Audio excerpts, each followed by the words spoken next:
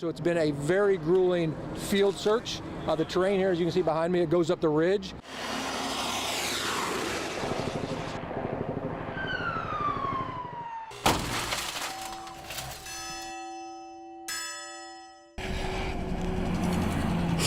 It's my baby.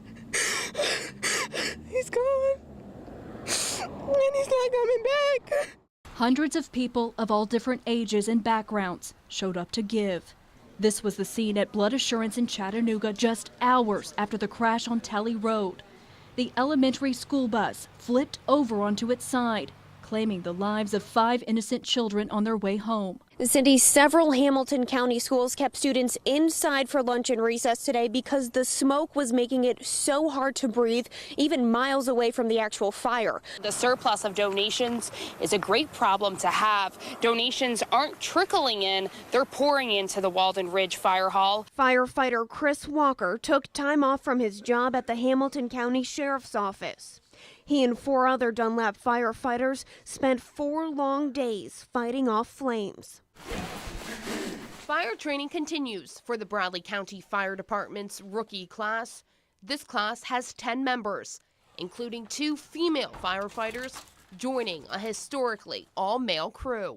I guess there's so many firefighters out here risking their life every day that a chief that's sitting in here in a desk, you know, they need all the credit. They do it every day. And so And for the first time, Lieutenant Commander White is telling us what happened inside those gates moments after the shooter broke in and why he stands by his choice to fire back at the gunman.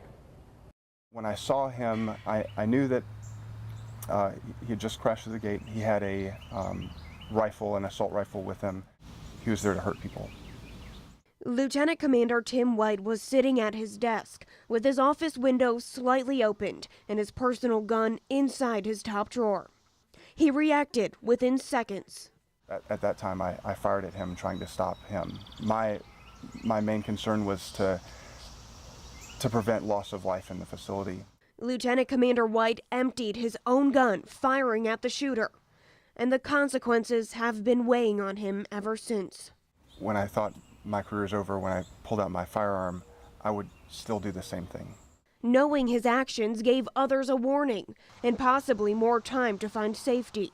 I think of ways that lives were saved that day.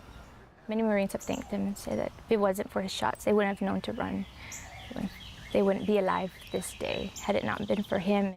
Lieutenant Commander White's actions created a national debate, putting pressure on lawmakers to change the rules and allow military to carry on base. They want to be able to not only defend themselves, but defend their brothers. Even unarmed, eyewitnesses say Gunnery Sergeant Thomas Sullivan and Staff Sergeant David Wyatt died trying to help others reach safety. I can imagine they felt very helpless. The White family has spent the past year focusing on the good that could come from the Chattanooga shootings, a change in policy that the Whites say would honor the 5 victims. I think that they are honoring their deaths and reacting now and making changes that need to be made. They fully support that and they hope that policy will change and that more lives could have been saved had they been allowed to have their personal weapons with them. I'm here at Concord Baptist Church, and if you have not voted yet, and if this is your polling location, I'd say come down now before it's too late. Gotta have Trump. Trump's got to get to the White House, guys. Hello, Georgia! A vote for Trump would be a vote for America. I want my country back. I hope and pray Trump gets it, but if he don't, we'll go and settle with that. There's going to be commotion tonight, no matter who wins. Obey the Constitution of the United States of America. It was written to give us freedom. It was not, it was not written to tear it apart. But my number one priority was to go see our officer who had been injured. Suddenly, the Chattanooga community and even the nation were turning to him as Chattanooga's top cop for clarity among the chaos.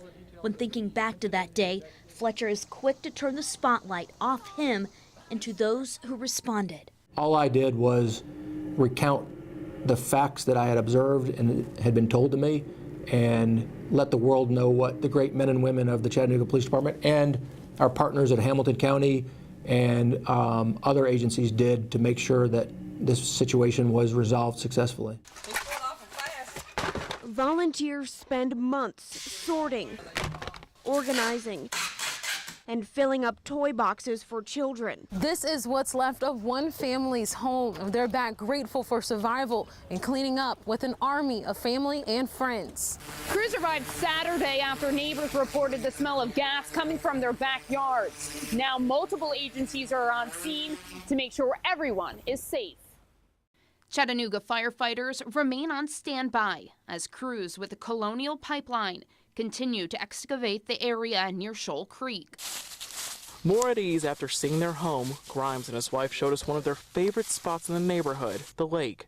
They're grateful for the long hours firefighters have put in to protect this hidden treasure. When you stand down here at the lake, you can just see why we love it, why we want to be here.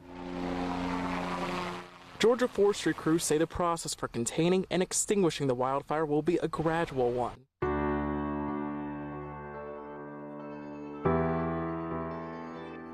I've always really just wanted to feel glamorous for a little bit. Emma Cummings is only 13 years old.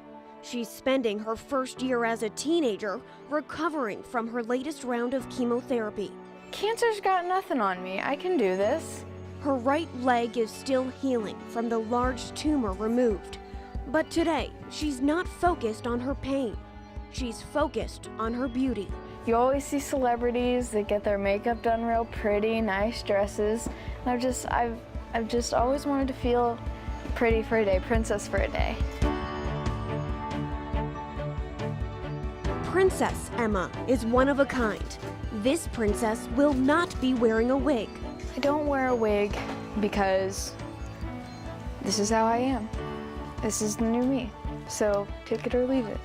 It's an unfair side effect while her body fights off the remaining cancer cells. I mean, I never really thought about ever losing my hair. I really took it for granted my whole life until the day that you wake up and there's hair on your pillow and you go to take a shower and hair falls out. Instead of covering it up, Emma will embrace it. Because you can still be bald and pretty.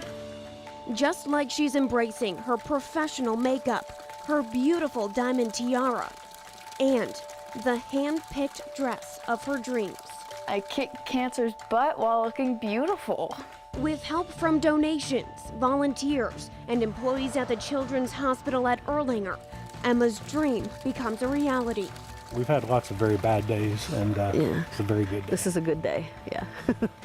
Melissa and Chris Cummings have had to watch their daughter sit out her 8th grade year at Ocoee Middle School. She has her hard days, she has her hard times.